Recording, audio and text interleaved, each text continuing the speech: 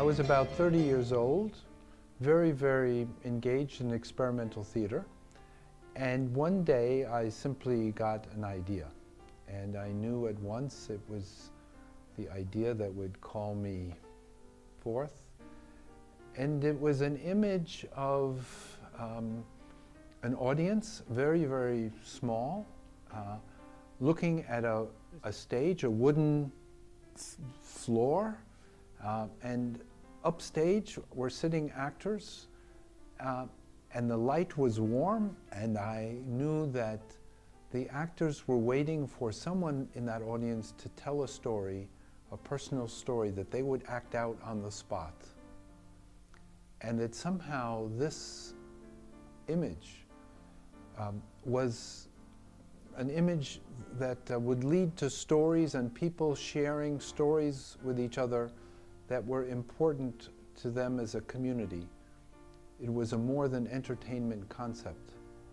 And that was enough to start me to try to figure out, well, how could it actually happen?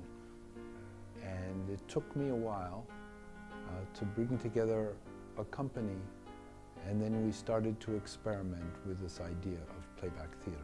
There are many projects going on or that have already taken place in different parts of the world, and a couple of examples. One of them is a project in Kabul where a visitor to Afghanistan trained Afghan people to do playback, and they have a ongoing project using playback with groups of victims of war.